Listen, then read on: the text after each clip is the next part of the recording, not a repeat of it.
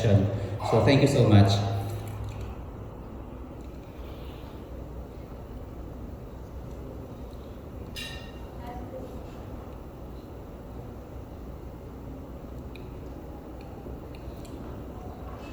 Okay, so for today's session, I will be presenting to you the process for the net metering application in Negros Power.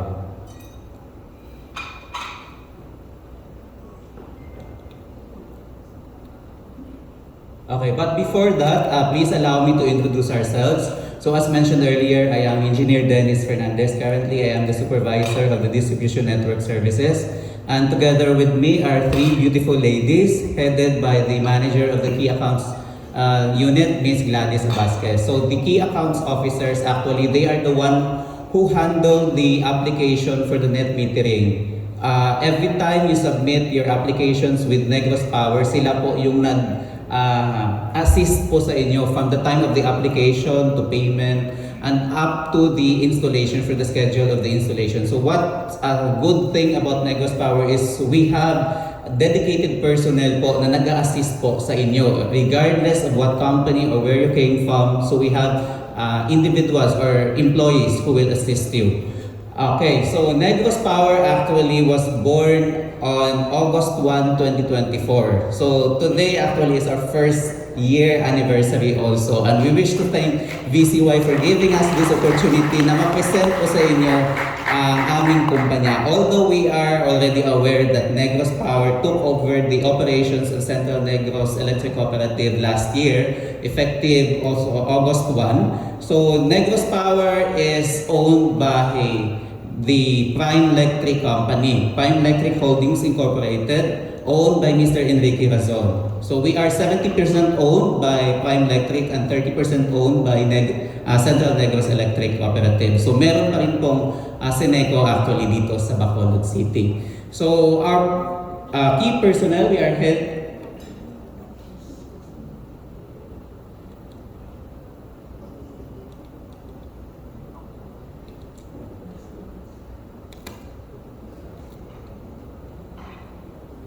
Okay, so we are headed by our president, Mr. Roel C. Castro, and under him is, of course, our AVP, headed by Engineer Bernard Bailey del Castillo, the Vice President and the Chief Operating Officer. Of course, also, we have Engineer Mervin Dalian of the Network Development and Operations Group, Engineer Yomel H. Tambanillo, the AVP for the Planning and Business Operations, and of course, we have our ever supportive and energetic AVP for the Customer Care, and actually she is here right now. Please allow me to introduce Ms. Maricel Pe. So ma'am, I allow you to please come in front na lang, ma'am. Okay. So Ma'am Cel actually is the AVP of CAO. So siya po yung nag-handle ng Key Accounts Officers po natin. And of course, there are also a lot of key personnel, but these 5 people po, sila po yung nagmamanage personally po sa amin directly or directly concerned about the net metering applications.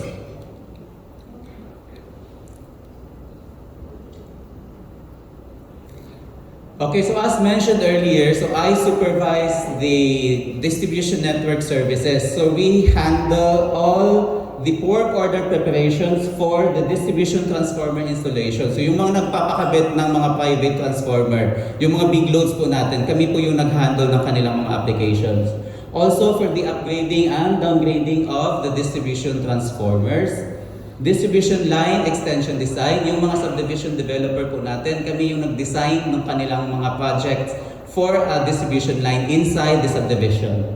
The maintenance of privately owned distribution transformers including its metering equipment. So, in case po na meron po mga masisira na mga privately owned DTs, including the secondary and primary metering, so kami po yung nag-handle niyan. So, please take note po that the installation and the maintenance of the primary and secondary metering, charge na po yan sa kay Negros Power. Unlike po before with Seneco, so si customer po yung pinapapabili namin. Right here with Negros Power right now, kami na po yung nagsasupply niyan free of charge po sa lahat ng mga customers po namin. So no need na po si customer mag-purchase ng kanilang mga primary and secondary metering. And also, this is the one that is, I think, ngayon, very timely.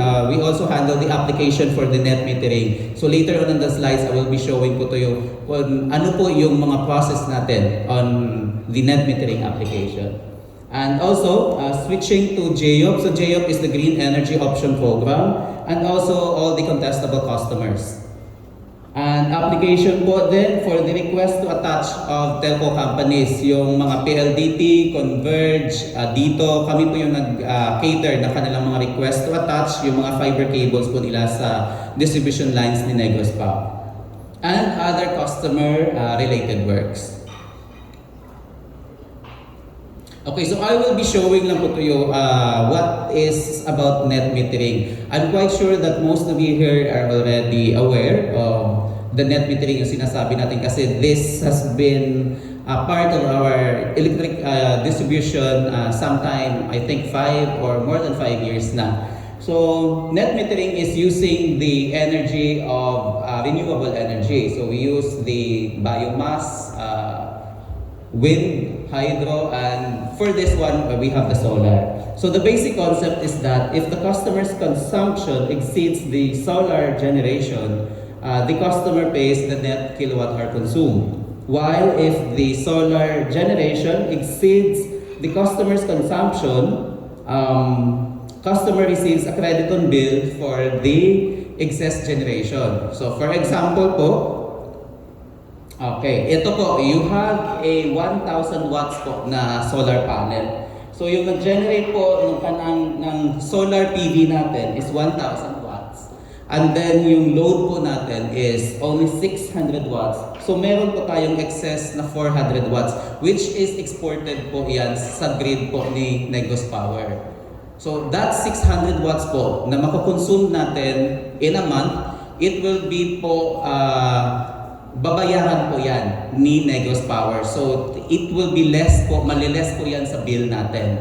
So marami na po actually kaming mga customers. In fact, there's a lot of Negros Power customers right now who are enjoying lesser cost of electricity because of this project or the solar innovation. And actually BCY is one of our top partners with net metering. And in fact, actually, I forgot to mention earlier during the first slides is that nung nag-start ho kami August 1, actually si BYD po is one of our first clients po dito sa Negros Power. So it was Negros Power po yung nag-tap kay BYD to the grid, to the distribution line network. So ever since I think parang nagiging partner na po namin si BCY dito sa Bacolod. And for this next slide naman, so the customer has installed solar PV of 500 watts and then yung load niya is 600 watts. So meaning yung load is yung nagamit niya po is 600 watts and then yung na-generate ng solar niya is 500 watts. So ibig sabihin po, i-charge siya ni Dio ng 100 watts. So imagine yung yung savings na makukuha ni customers. And marami na po akong mga kakilalang mga friends po that they have installed net metering sa bahay nila. Parang they are very proud and they are very confident na mag-post sa Facebook yung kanilang mga savings sa kanilang mga electricity bills because of the benefits of the net metering.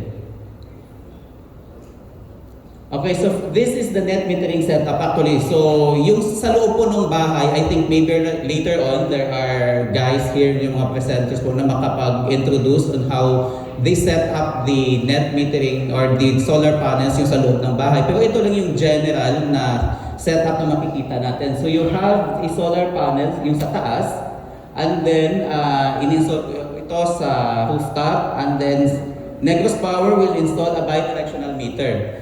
So for the estimated or approximate cost lang po, yung landed cost natin for the imported energy, yung meaning po, yung binibili po ni customers from Negros Power, that is around 11.37 pesos per kilowatt hour. So that is for residential rate. Iba naman po kapag commercial rate. So commercial rate is a little bit cheaper as compared with residential rate.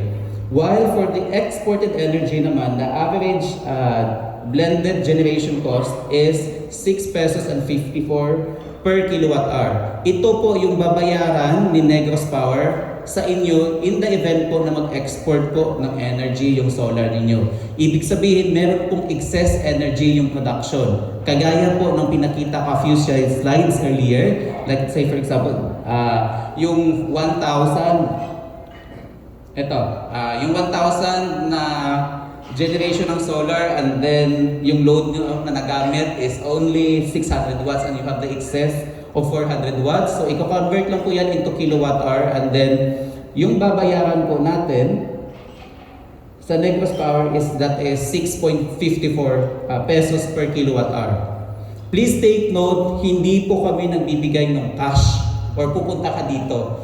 So, i-deduct lang po yan sa ating bill. It will be bank lang po. Hindi po yan uubos. Andun lang po yan sa bill natin. And I could see actually customers na nasi-zero out na po yung kanilang mga bill. Kasi masyadong malaki yung production ng solar nila. And then most of them, parang ginagawa na lang bahay bakasyonan, yung bahay.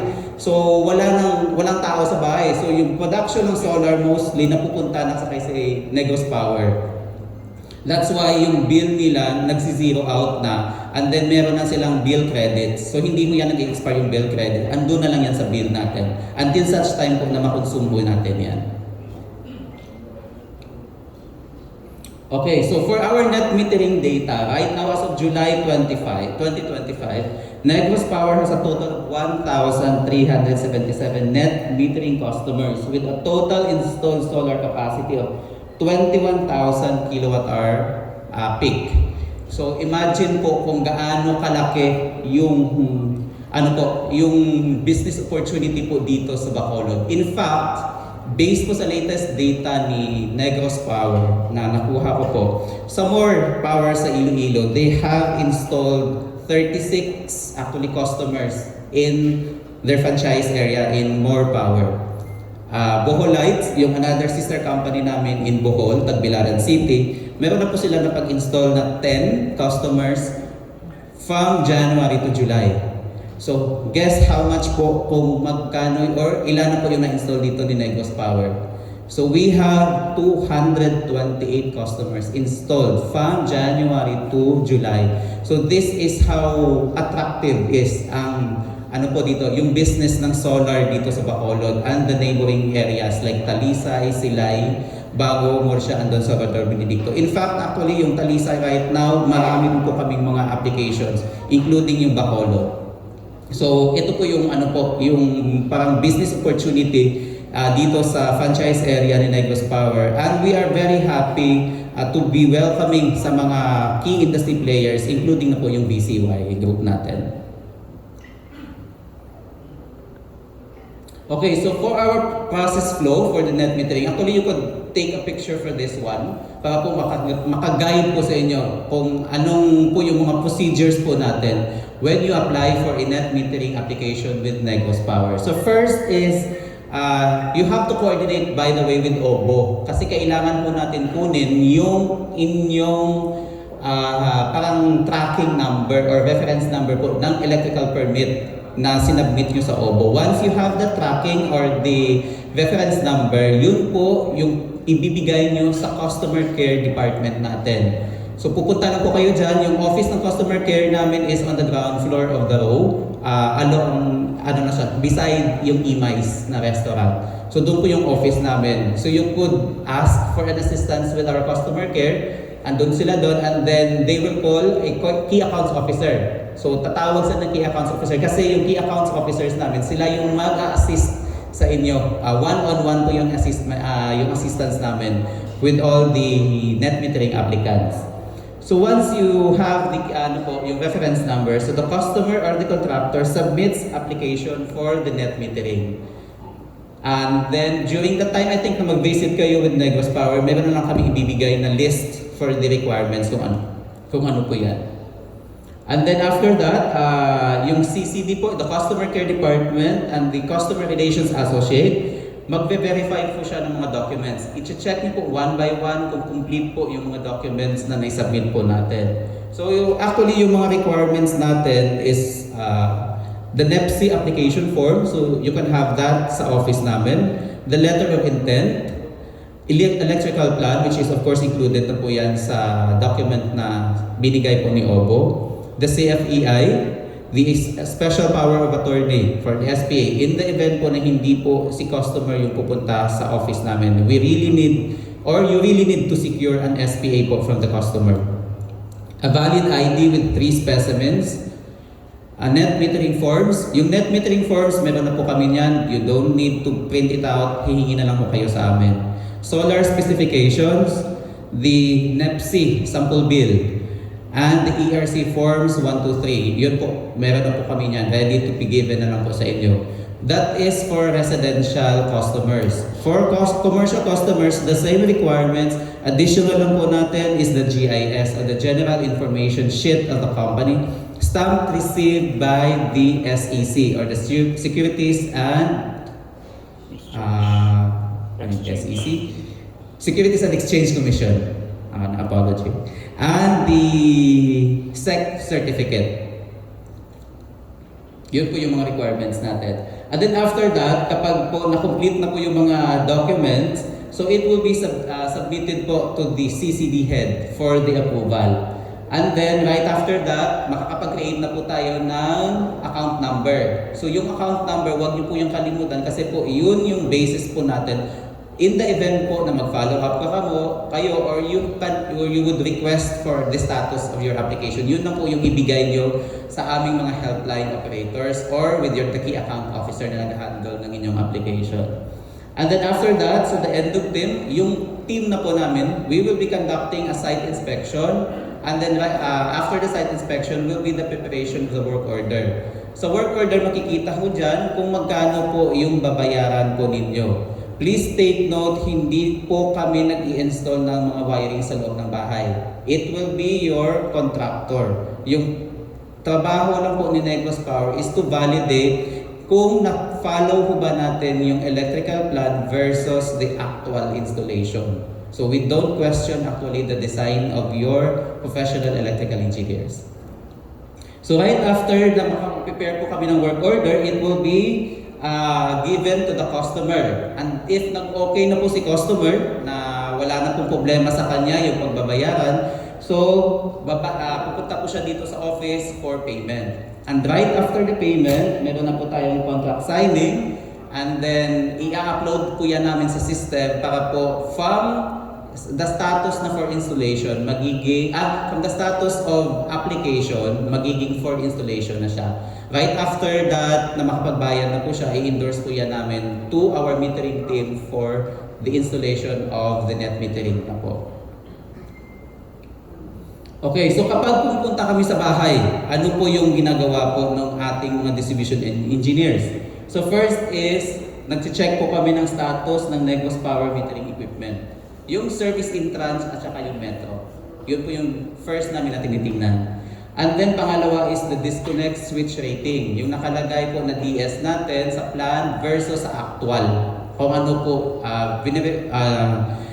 nag-check po kami kung tugma ko ba. Let's say for example, yung nakalagay sa DS is 100 amperes or sa plan is 100 amperes, it should be the one po na naka-install rin sa site na 100 amperes. Kasi kapag yung nilagay natin is mababa or malaki with the approved plan, so madi-disapprove po yung application natin, and you have to revise po either the plan or you will be correcting yung setup po natin sa field.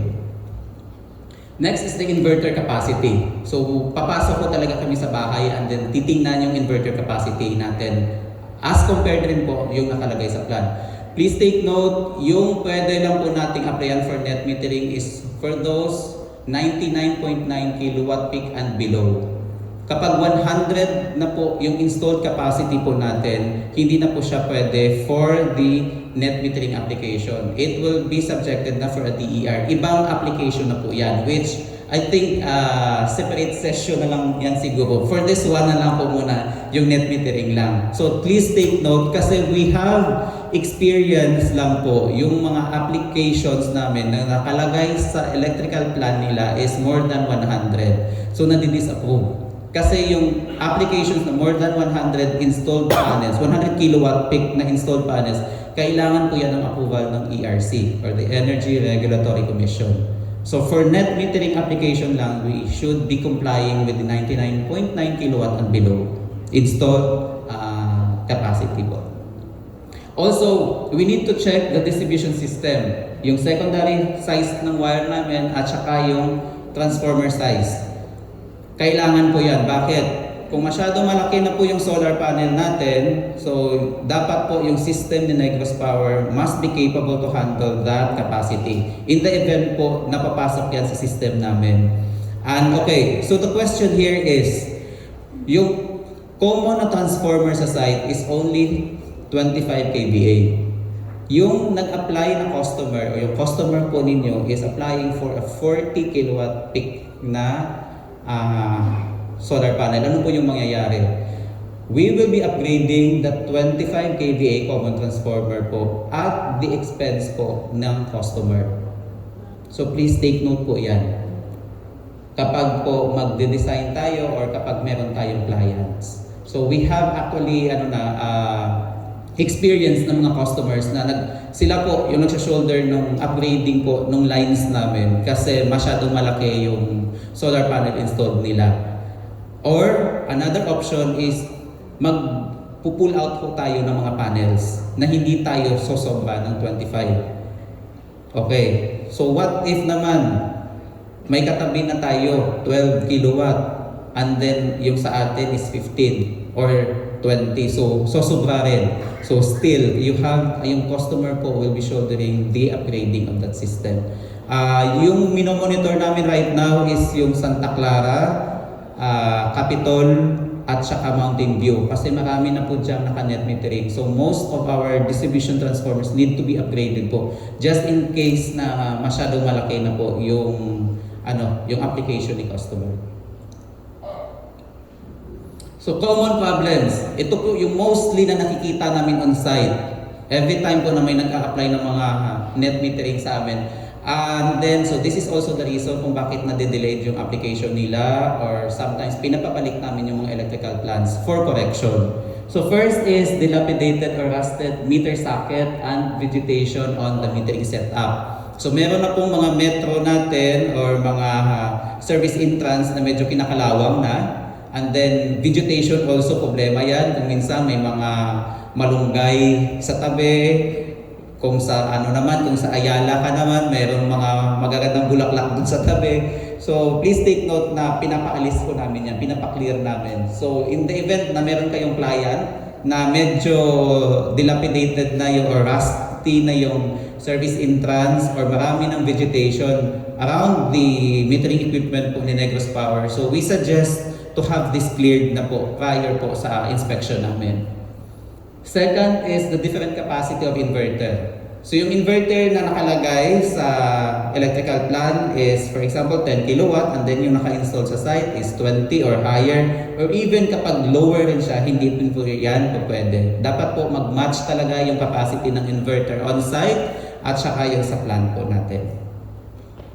Different rating of disconnect switch or the DS on the electrical plant vis-a-vis the actual installation. Ito po yung pinaka-common. Naka-install on site is 60 amperes, yung sa plan is 80 or sometimes nakalagay 50 amperes, yung sa plan naman 60.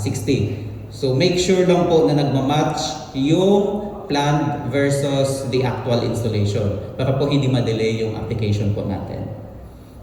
No disconnect switch on site. Common din po ito. Or hindi pa ready yung application. So dapat po mayroon na po naka-installed na DS sa site. At saka hindi nakapadlock. Naintindihan naman po namin na for security purposes naglalagay tayo ng padlock. But make sure lang po na yung key should be left po sa homeowner. Kasi kung minsan yung sinasabi nila, yung key andun pa sa kay contractor. So nade-delay po yung application po ni customer. And then the location of the DS is beyond 10 feet from the customer's kilowatt-hour meter. So yung disconnect switch po natin, make sure that it is within the 10 feet distance. Pero meron po yung case-to-case basis. In the event po na masyado na talagang malayo or hindi na talaga po pwede yung 10 feet, so nabibigay po kami ng maliit na na allowance. Mostly we only allow this for primary metering. But for ordinary cases lang for residential at saka yung sa mga low commercial, it should be within 10 feet distance po from the location po ng metering point po natin. Upgraded service entrance wire without the approved electrical permit.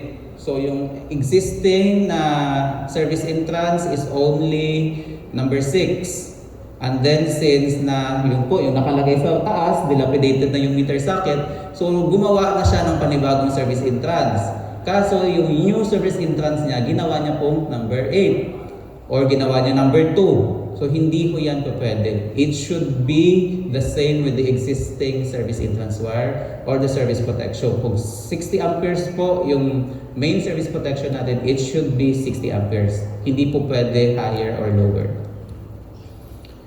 Walang RE notice. Yung RE notice natin is yung mga yellow boards. So kailangan po natin maglagay doon. For safety purposes po yan ng technical personnel na po namin. Or also yung mga Bureau of Fire rin, na in the event that there is an incident of fire, so alam po ng technical personnel na andun sa site na there is an installed solar panel po on that residence. No service entrance installed on site for meter on house or meter on pole. So kung meron po kayong clients na yung metering niya, kasi yung mga meron pa tayong mga old Seneco meters na andun pa sa loob ng bahay yung meters. So kailangan po natin yan ipalabas na lang. So you need to construct a new service entrance sa labas ng bahay, either on the pedestal po or on the concrete wall ni customers. Make sure lang po na readily accessible lang po yan. Okay? So kapag naka-meter on pole na rin, so same rin, ililipat natin rin sa sa concrete pedestal on the customer's property. So it would be an additional cost na lang po on the part of your clients or on the part of the customer. The use of the PVC pipe.